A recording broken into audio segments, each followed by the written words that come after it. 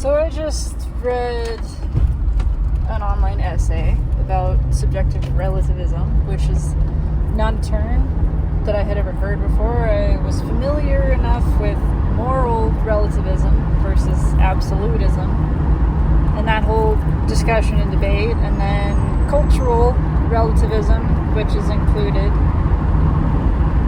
But I hadn't heard this term, and I thought it was interesting.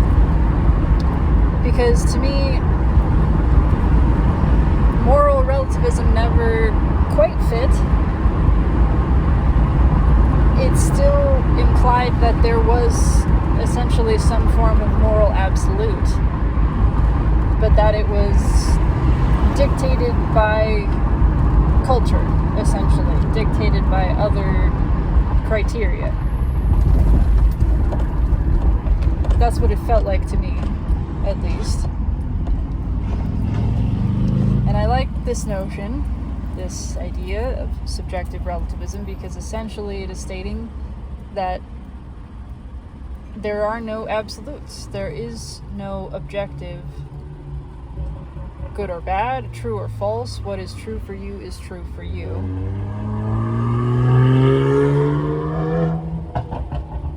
And I appreciated that this essay had both sides. It included arguments for and arguments against. I appreciate that. And I am intrigued by the arguments against, because to me, none of them were actually really arguments against it.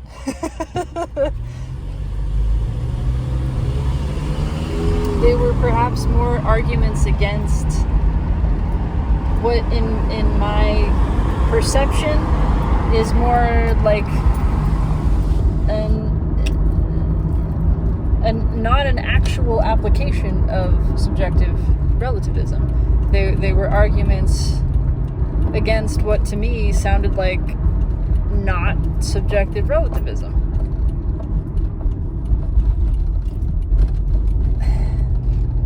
And a lot of it seemed also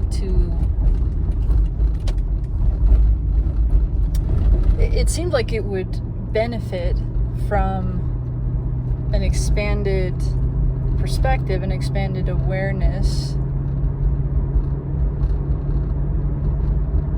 expanded beliefs about reality in general, not morality, not ethics, but the nature of existence. It felt very much like it was predicated upon this belief in objective reality. And what I have been musing upon, thinking about, is that if you believe in an objective reality, then that's what you're going to experience.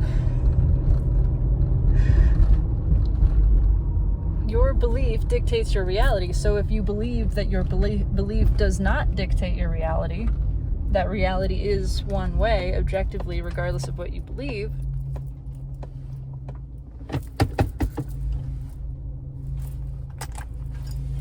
and I know that this is tricky. This is really tricky to discuss, because in effect, I'm stating that there are broader truths that are true whether you believe them or not.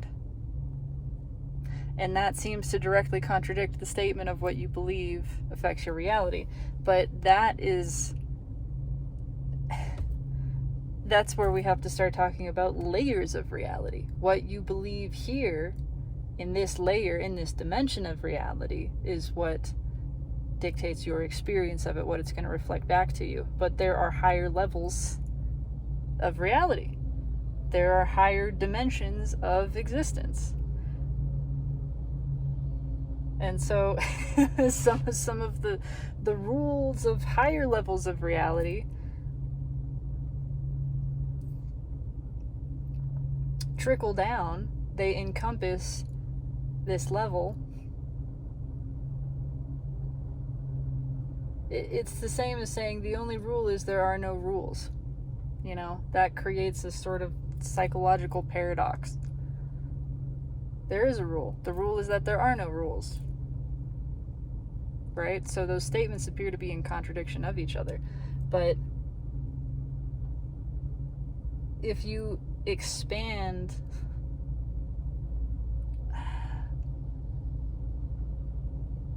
the limitations of consciousness and just decide that's not a contradiction, if you look at it from a broader perspective and just see that we are dictating our own experience, in effect,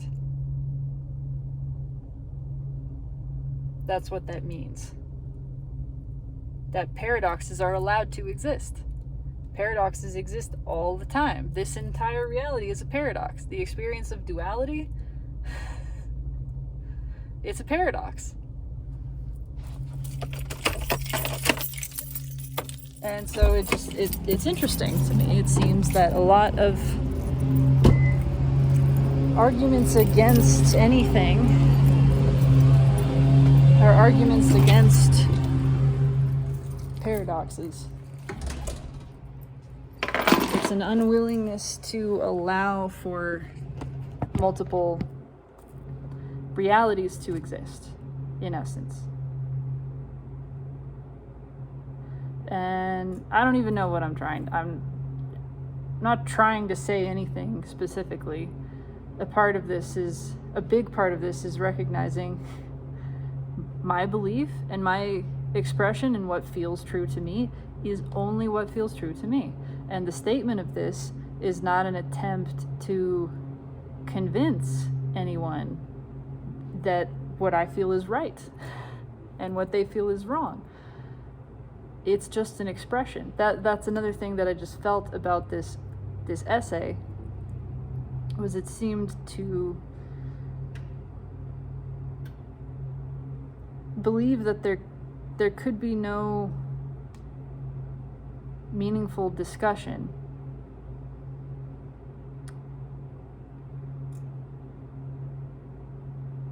because discussion seems to have to be a debate, and that debate has to have the intention of proving something as right or wrong or true or false.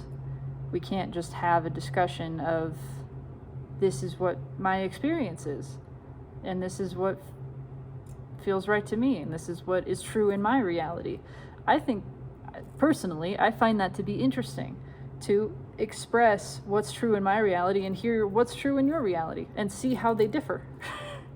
How fascinating it is to experience a different perspective, a different experience of reality. I think that's fun. I think that's interesting.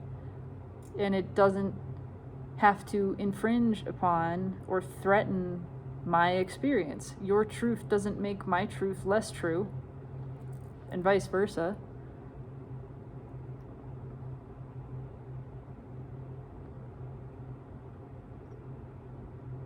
But again, that's just my belief. That's my experience. And so I also honor and accept that if you believe that what I'm stating is an argument against your reality, if that's your belief, if that's the way you perceive it, then that is the truth for you. And I cannot argue against that. I would not. I accept that.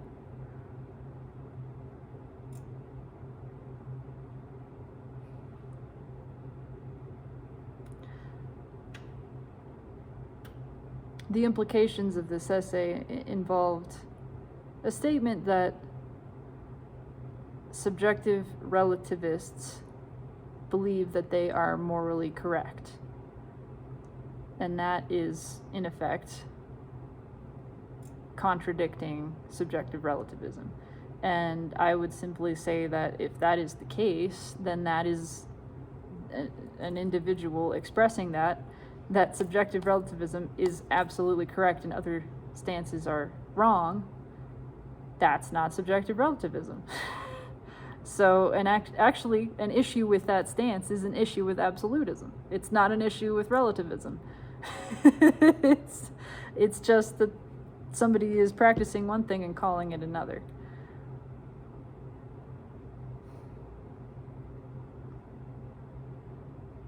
there was the statement made that it's not psychologically possible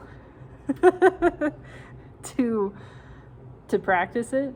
In essence, it's not psychologically possible to, not humanly possible, the words that were used, to allow for a belief that contradicts your own to be true, to accept it, to accept two truths, to accept paradoxes.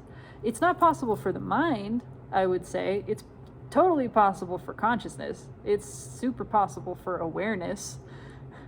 The mind absolutely ties itself into a knot over that kind of thing.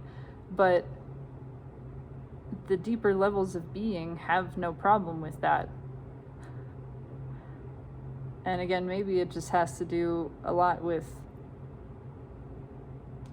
for me at least, accepting that there is no objective reality.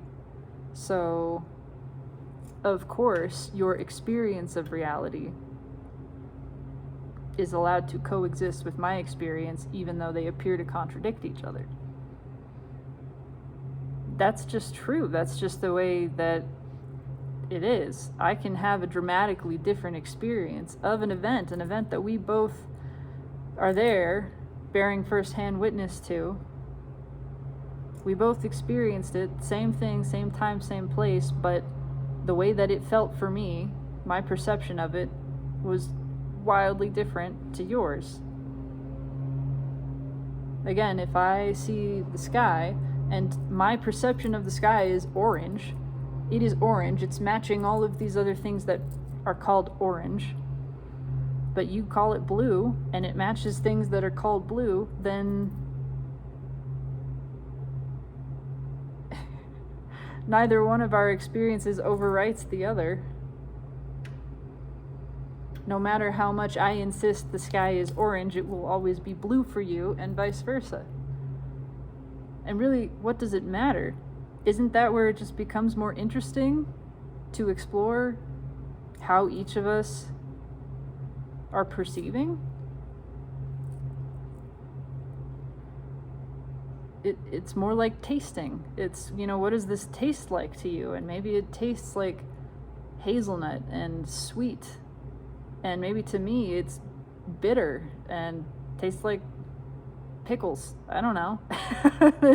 There's allowed to be this radical difference. And that wouldn't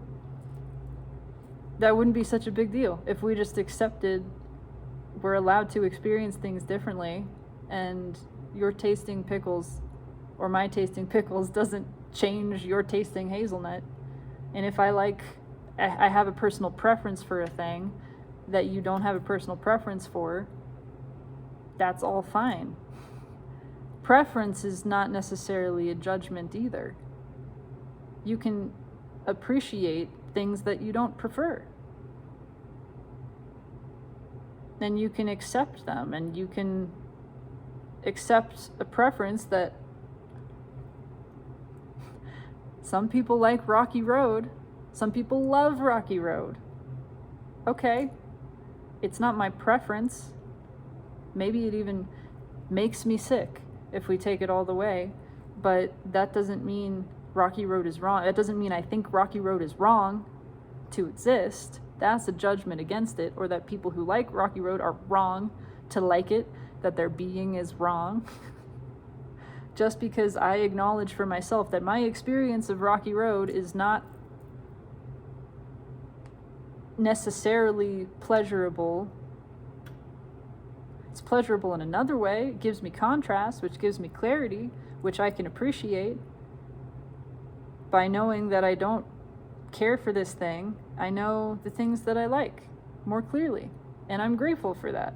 And I can appreciate the value of diversity and the beauty of diversity. I don't feel that opinion and preference need to be tied together.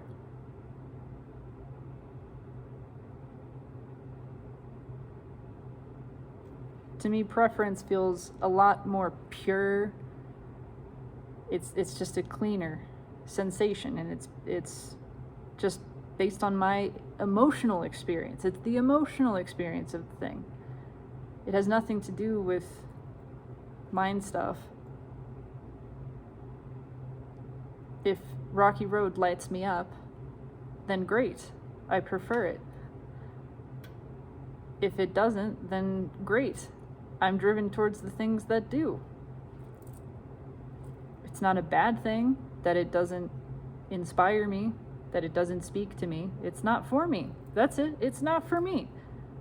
That's fine. Now I get to find the things that are for me, and I'm more finely tuning that by having that experience of what isn't.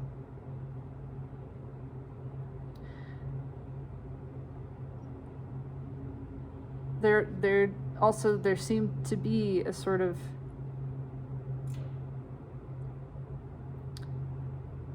suggestion or belief that we don't have an internal guidance system if we aren't comparing evidence. In effect, it was how does a subjective relativist choose what is true for them? If everything is allowed to be true for them, how is that chosen? And the implication that you can't choose. And I would simply say, and was feeling that of course you can choose. You choose from your emotions. You choose by asking your heart, by asking the wisdom of your body. What is it that you're drawn to? No, you can't get it wrong. You can't get it wrong. You cannot get it wrong. So don't be afraid to experiment, to try some things out, to fuck around and find out. Maybe this thing felt right to you and you tried it out and went, doesn't actually feel as right as I thought it might. And now I can kind of examine, what was it that led me on this path? Was it really pure desire? Was it really that this felt good to me? Or was there a layer of fear? Was there anger driving it? Was there hurt? Was there shame? Was there something else driving it? And I get to just explore that and examine that. And then I have more information moving forward. How do I want to shift the way that I navigate the world?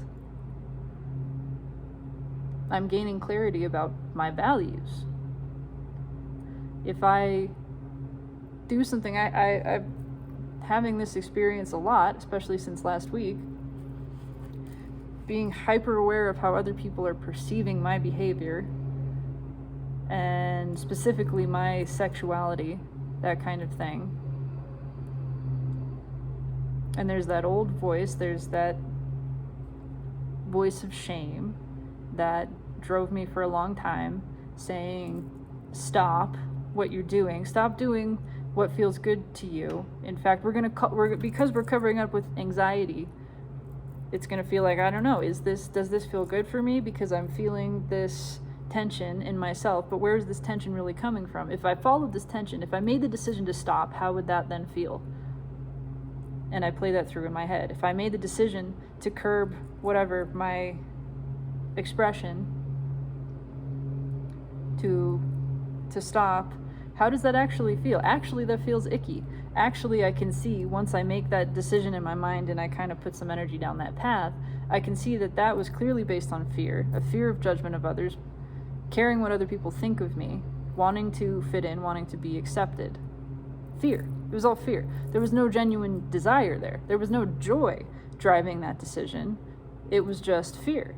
So that feels pretty icky for me inside. And now I can step back and say, if I make a decision based on fear in this moment, I'm going to feel icky. So I make the decision that is not based on fear, but actually desire, which is to continue my natural expression and accept the sensation of other people potentially judging or rejecting me. But I am behaving based on my desire. I am standing in my truth, behaving in a way that is authentic to me, to what it is that I really want. And so then it doesn't matter. It doesn't matter what other people think. If I am rejected or accepted, it's not relevant. What mattered to me was being true to myself. And being true to myself means following the path of my purest desire. the clearest path that is this feels right to me. This doesn't feel like it's based on fear or conforming to what other people want. It's not trying to please other people, it's pleasing myself. It's allowing that other people may not be pleased with me for pleasing myself. But I'm pleased with me. I'm pleased with me because I took the action that was authentic to me. So now I see it doesn't matter. If I had done it the other way around, if I had flipped it and pleased other people but not me, that hurts. That feels, don't like that. Don't like the way that feels. That's my guidance. That is my guidance system. And it's not telling me that I did something wrong. That's not it. There's no moral judgment there. It's just that I followed something that was out of alignment with my own self, my own values, my own energy. And it feels icky because of that. That's just information. That's just information. I didn't do something wrong. I'm not being judged by my soul. Ego's going to definitely chime in and go, oh, you shouldn't have done that. Yeah, ego's going to do that. But it doesn't matter. It's no different from I took a wrong turn. Wrong turn. I turned left when the destination that I was trying to reach was on the right. If I turned left, then I'm not wrong for turning left. And I find out pretty quickly, oh, it's not over here. It's the other way. So I made this choice. I went a little ways down this road and realized, oh, this is not the road that I intended to be going down. I don't have to judge myself for it. I wasn't wrong to take that turn. I was exploring, I was experimenting, but now I know from taking that turn and seeing this is not where I meant to go, this is not where I'm trying to get to, I can just turn around.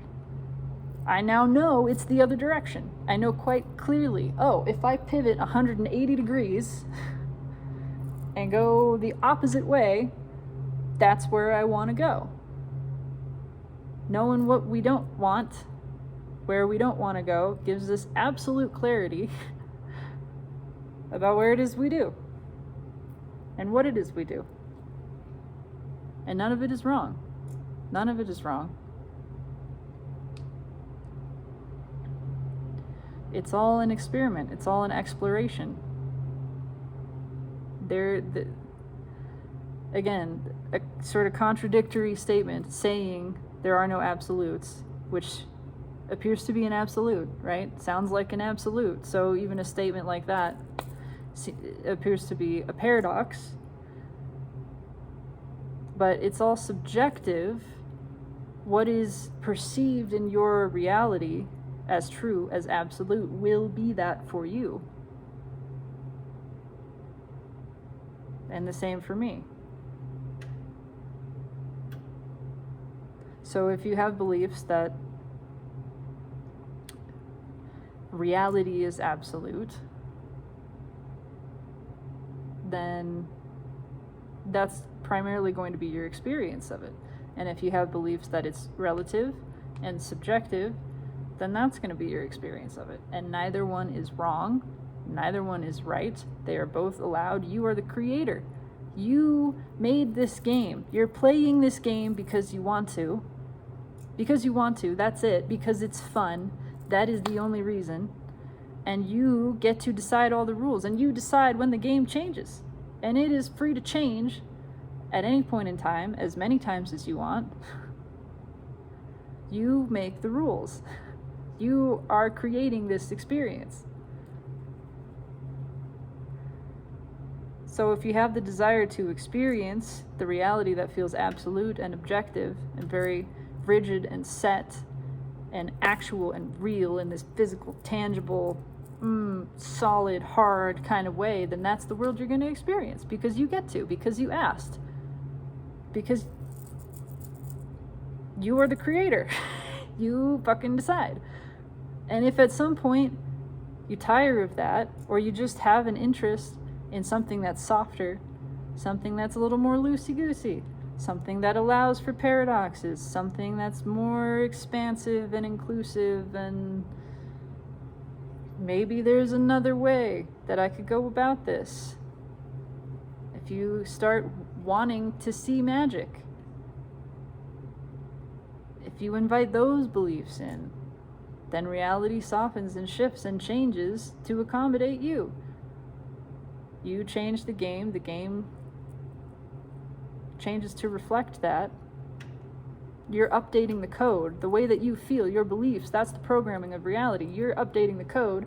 It takes a little while, it takes a little bit for that to be transmitted, populate the rest of the server, in essence. But you will pretty quickly start seeing those changes reflected back to you. That's just the way that it works.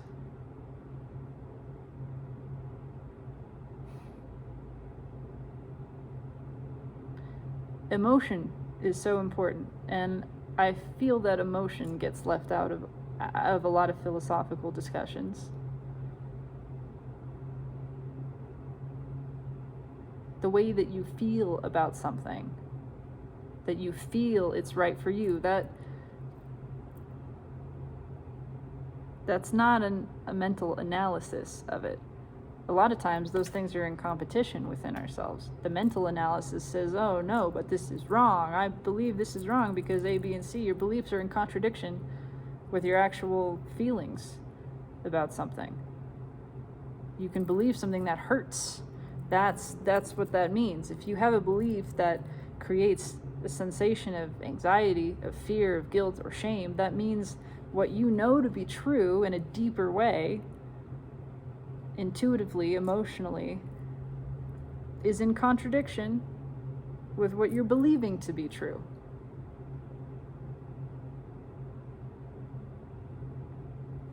And then because you have that belief, it's going to show up dominantly, but it can't control everything because the beliefs turn off when the brain turns off. And the brain turns off at least once a day when we go to sleep, hopefully more than that. But the second the brain turns off and the beliefs about this is how it has to be stop transmitting, all of the truth just bubbles up and comes through. And that's how things happen anyway. A lot of things just happen anyway, even though we have all of these beliefs about reality and then it's this one way, it can't be any other way. The second that turns off, all of this comes to the surface. And that is why so much spiritual teaching is just about quieting this voice. So that what we know, what just is, the truth of what is, can bubble to the surface. And the truth of what is contains all of this joy and this peace. It's knowledge of your well-being. It's knowledge of abundance. Knowledge of the security of all, of everything. The eternal and infinite nature of everything. And yes, you can start then to choose new beliefs. But before you can choose new beliefs, you gotta let go of the attachment to the old beliefs. And that doesn't mean getting rid of them. It doesn't mean stopping thinking altogether. It's disidentifying, detaching from the thoughts which are coming through. They're going to happen. You're just not putting power into them. So they've got all this momentum. You've been thinking the same thoughts for years and years and years. They've got momentum. They've worn a groove here. They're comfortable moving through this space. That's fine.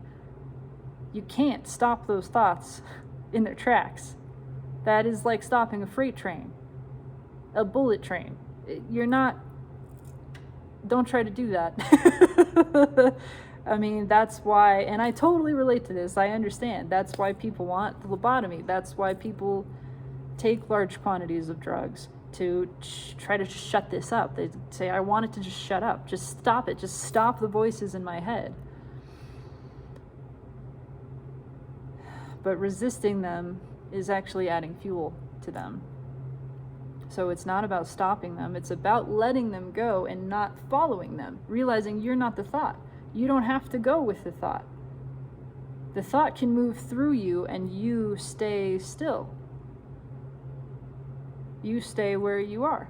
So all of these thoughts that have been swirling around, and they've had all these years of momentum building up, and you've recognized that thinking these thoughts creates this sensation within you that is unpleasant.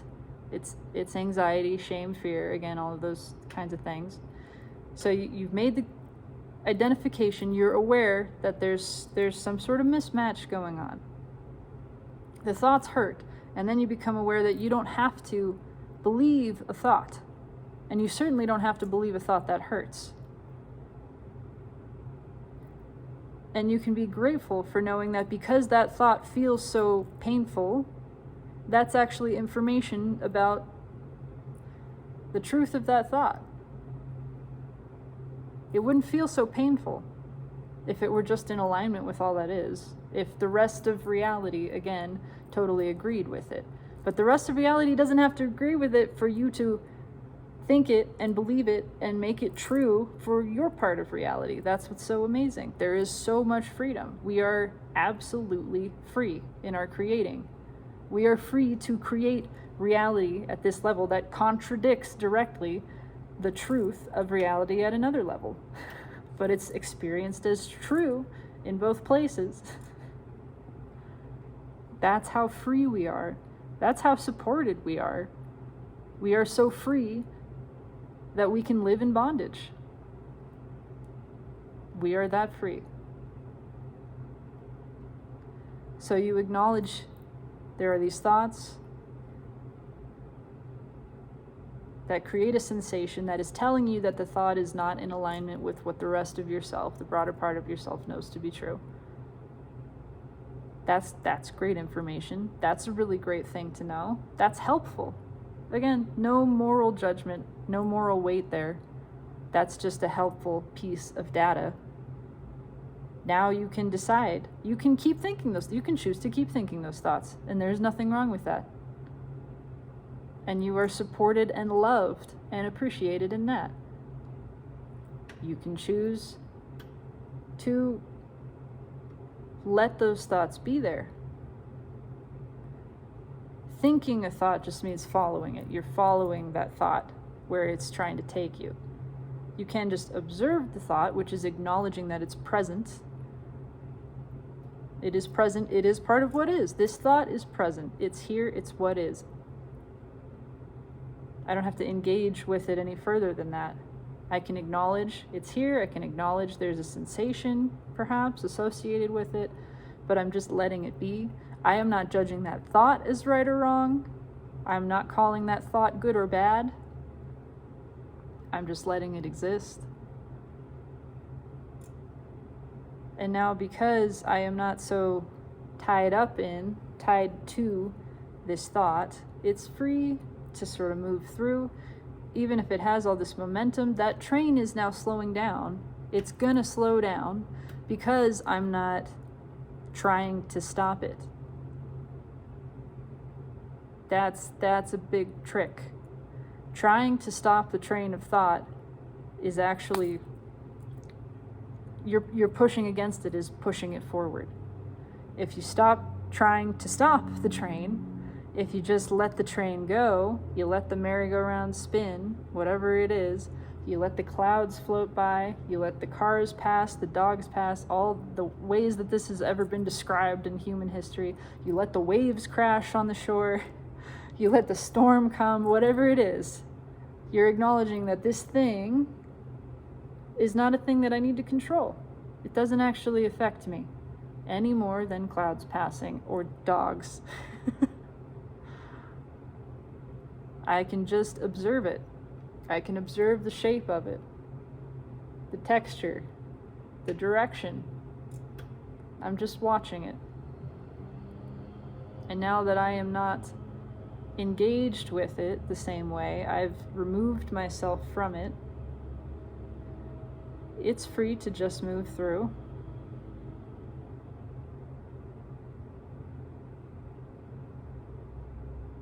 And I no longer feel this emotional connection to it. And so, yes, thoughts can create feelings, but only if we're identifying with the thought. Thoughts can create feelings, and feelings create reality, which is why it ends up being that your beliefs create your reality. But you don't have to stop the thoughts. You can just disconnect from them. You're not trying to control them. It's kind of like a sushi conveyor belt. If you've ever seen one of those, you can let the sushi pass that you're not interested in experiencing, and just notice when there's one that appeals to you. If there's a piece of sushi that floats by and you're triggered by it, and you go, I've tasted that sushi and it made me so sick and I hate it and I can't believe anyone would like it.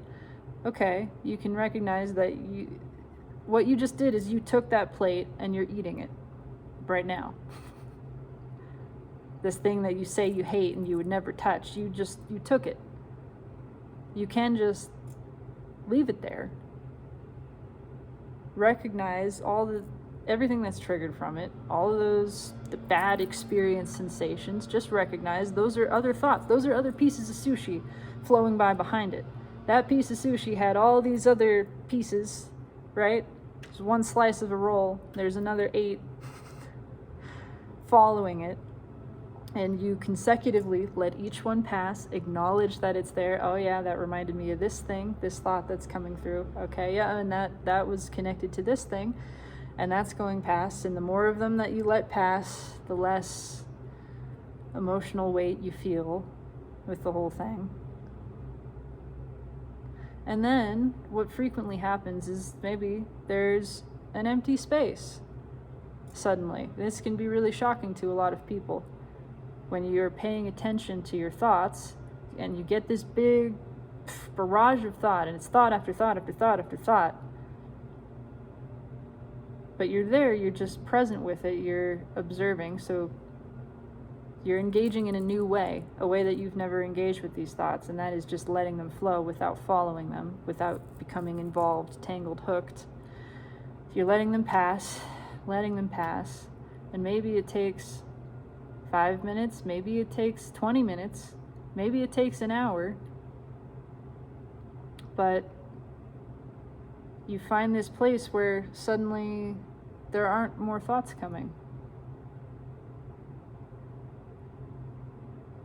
And there's just a sort of, it's an emptiness, but it's not unaware, it's not asleep. It's just this space. Suddenly there's space. There were all of these thoughts, but you let them move through. And because you let them move through, you allowed the opportunity for space to accumulate behind them.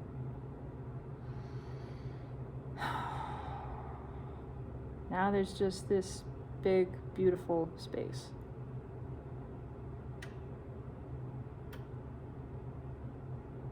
And there's a lot of peace there. And maybe another thought comes through, and maybe it has a sensation attached to it. Maybe it's not a great one, but it's easier to just let it flow now. And then what ends up happening, which is pretty cool, and because you've created this space for other things to appear, is you might get a thought of something kind of cool. Oh, that's nice. Yeah. That feels pretty all right. That feels pretty all right. That's an empowered belief. That's a perspective. That's a thought that I've never experienced before. I've never felt that thought move through. And now I can kind of look at it curiously. Maybe I want to follow that thought. Maybe there's another one that comes through and I go, I kind of like the way that thought feels, actually. That's a different feeling than what I am used to experiencing with thoughts. And I would like to explore that. And now I can choose to think. I can choose to follow that thought and sort of gently cradle it in my hands and explore it, inspect it, and if I get to a place where something else is triggered and it doesn't feel so good anymore, then I can just set it back down. I can step back again and say, I'm just going to let things move through. Just going to let them pass. And so I'm not trying to control the thoughts. I have total control over my reaction to the thoughts. How I choose to respond to them. Maybe there's another reaction that takes place, and that's okay. But I am not the reaction. I am not the reactor. I can watch this whole drama unfolding in front of me, between a thought and a judgment of it and a negative sensation around it and shame and all of this stuff, and then I can't believe I'm being tangled up in this thought. But I'm not. I'm the one watching. I'm watching things that are pretending to be me fighting themselves, but they're not me. It's just the mind. I am not my mind. It's just thoughts. I am not my thoughts. Those things can safely play, and I'm not affected by it. I can just observe. And again, if something pops up that I want to engage in that feels good, I want to follow that thought. I want to empower that thought. I want to believe that. Now I start choosing the things I want to believe. And I choose the things I want to believe based on how they feel. Is this thought supporting good feeling in me? Does this thought create good feeling? That's how I know it's true. That's how I know it's a thought that I want to endorse, because it feels good to me. That's it. I know this went a whole other direction. I'm just rambling. This is just rambling. This is just expression for the expression's sake. That's it. Nobody needs to believe anything that I say. Nobody needs to change the way that they are, the way that they feel, the way that they think. None of that needs to change. This is not asking for any of that to change. This is just an expression of myself, of what feels good to me. And acknowledging that what I always want, what I'm always really looking for, is my own acceptance. The acceptance of myself. Acceptance means I'm not asking something to change. That's what acceptance means. If I'm thinking something should change, I'm not accepting it.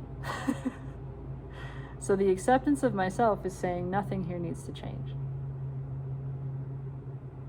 And the acceptance of myself is the acceptance of the universe, because the universe is me. It's also the acceptance of others, because others are me. It's everything. But this is my pathway. This is my way into all of that. It loops back around. In fact, if I try to go at it this way, if I try to accept things outside of myself, something I'm perceiving as outside of myself, it doesn't really work. It doesn't really work the way that we think it will, that we want it to. If I'm trying to accept another person and their behavior, and I'm thinking it's all about them, it's all about what they're feeling and thinking, and I'm having a hard time accepting it, but I want to accept it, it gets tangled up. There's resistance there, and it makes it really hard, and it just doesn't work. But if I stop focusing on the other person or the other situation, the outside event in my perception, if I stop focusing on that and I focus back on me, myself, my experience, and I just say, I don't have to change. I accept myself fully. Automatically, there's this switch. And I can feel it. I can feel it. There's a softening, there's a relaxing into the acceptance of myself is the acceptance of everything else. But if I'm trying to accept everything else to get to myself, it doesn't work. I got to start with me. I got to start with me. My acceptance of me, my love of me, my appreciation of me naturally just then is the appreciation of everything else. If I'm trying to appreciate everything else, I'm kind of leaving myself out. If I am perceiving everything else and trying to appreciate and accept that, I'm seeing it as other, and I'm not really including myself. And then I'm not getting the result that I'm really looking for of peace, of actual acceptance and relaxation. It's kind of devoid from self because I'm perceiving other than, separate from. I'm not accepting myself. I'm not including myself in the acceptance. I have to start here. I have to start with me. Forget everything else. Me, myself, what I feel, my experience, my body, this. I am accepting myself. I am not asking myself to change. And the moment that I actually feel that, I do that, I feel deeply the way that it reverberates out. The moment that I deeply accept myself and allow myself to be as I am, everything else is included in that, because everything else is myself. But if I'm trying to focus on everything else to get to me, there's a mismatch. Anyway, what we all really want is acceptance of self. We want to accept ourselves. That's what we want to feel. We want to feel the love of self, the appreciation, the allowance, the acceptance of my self.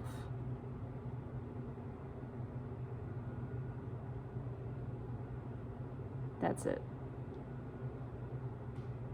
So feeling rejected by someone else is actually feeling the rejection of yourself. And what you're seeking, what I am seeking, what this has been my experience in feeling upset with or threatened by someone else's rejection, is actually that I have rejected myself. I have allowed their perception, their rejection of me, to create a sense of separation inside. But all it takes to heal that separation is to accept myself again, to step into me and say, I don't ask myself to change. I accept myself the way that I am. I am not wrong. And saying that I am not wrong doesn't mean other people are wrong. It's just saying I am not. I'm just acknowledging my own rightness, inherent rightness, which is not something that exists in opposition to anyone else. It's just, this is my rightness. My having the eye color, the hair color that I do, doesn't mean other people can't have that same eye color, or that something is wrong with their eyes if it's a different color. This is just what is true about me. My being is right. My being is right to be as it is.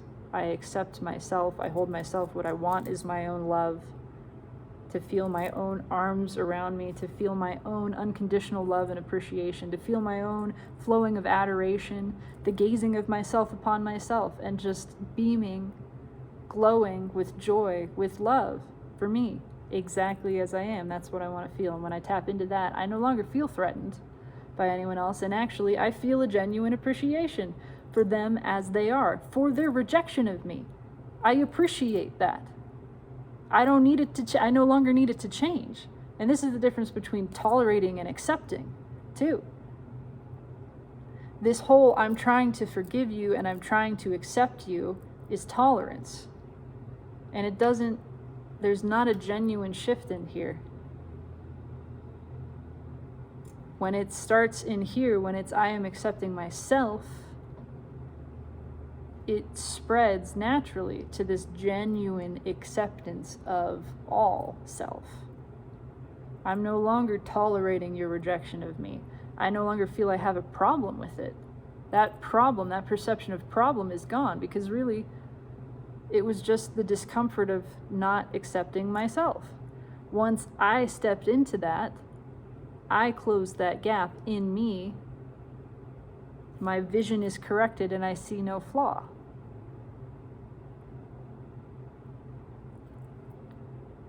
Acknowledging that there is no sin in myself is what enables me to recognize that there is no sin in others.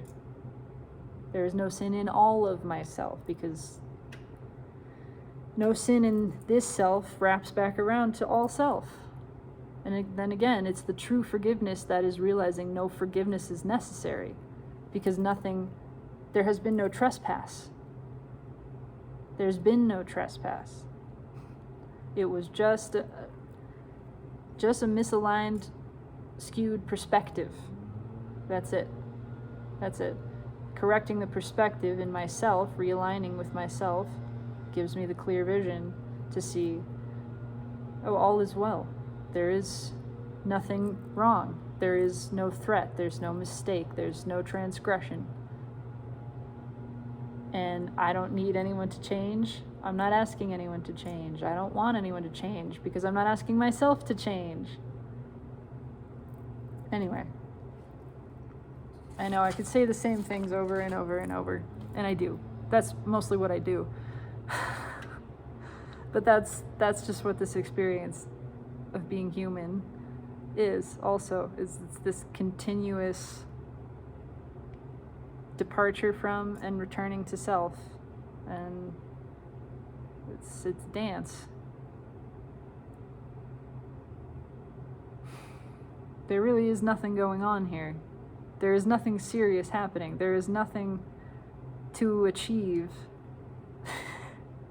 Growth happens naturally. We don't have to try to grow. You don't force something to grow. You can't force growth.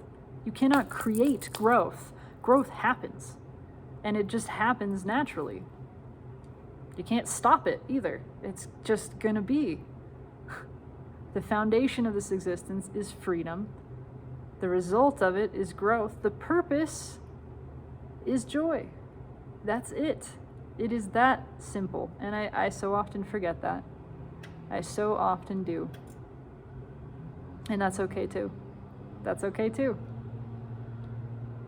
That's not wrong, and nothing's gone wrong there. Because again, the current of well-being is so strong and so continuous and uninterrupted that it doesn't matter. It doesn't matter how much other momentum we got pushing against it. It can't stop it. It cannot be stopped. We cannot stop the seasons. We cannot stop the rotation of Earth or its movement through the galaxy. As much as we might try, even if we could apparently pause it, if we got so much momentum the other direction that it looked like we could pause it, it still wouldn't stop it.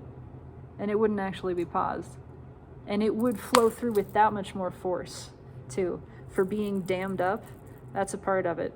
The resistance to the positive momentum, the positive flow, just gives it more power. As much as we push against it and think, oh, I've stopped it now, I've got myself so balled up in resistance that no more good things can happen to me, no more good feeling, no more well-being. This takes a lot of effort. This right here. Pushing like this against the direct stream of well-being. And it just takes a split second. This is going to get tired. It's going to get tired. It can't not. This is experiencing entropy because it's flowing against the natural order. So when it decays enough, when it loses its strength, and all it takes is a tiny crack, a microsecond of not putting this pressure, that's it. That's it. The tidal wave of well-being courses through. We cannot stop this current of well-being. We just can't. There's another absolute again. And you don't have to believe that it's true. but I do.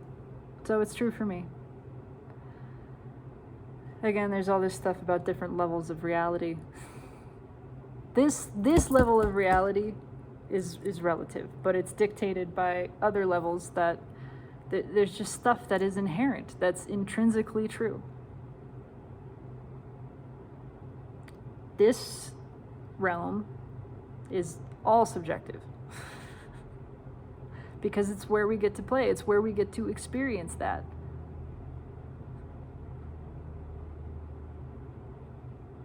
Anyway, I've rambled for a full hour. 55:33 when I looked up. I don't even know what I'm going to label this. It's been all over the place, but what the fuck? Who cares? It doesn't matter. I had a fun time hearing my own voice. Because I enjoy that. I enjoy the sound of my own voice. That's true.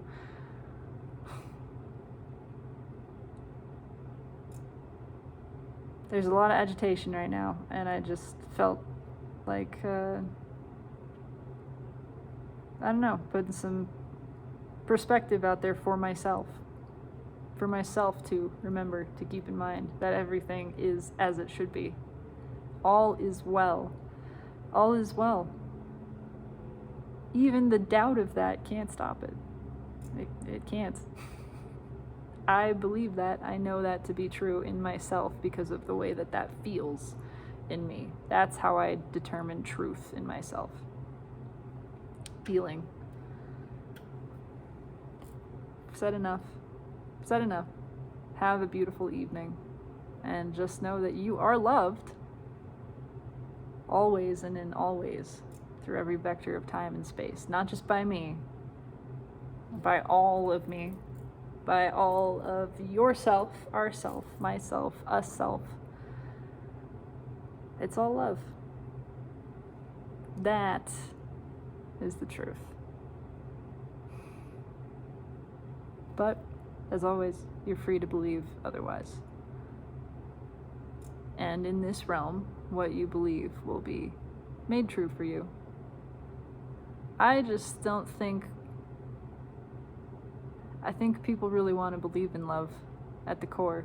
I think that stream is strong in everyone, even if we get so jaded and bitter and cynical to be in total opposition and think the world is just a hateful, evil, malicious, malevolent place. That's what the universe is, and that's what it'll show up for you as predominantly. But that stream never quite stops, and there will still be things calling you the other direction.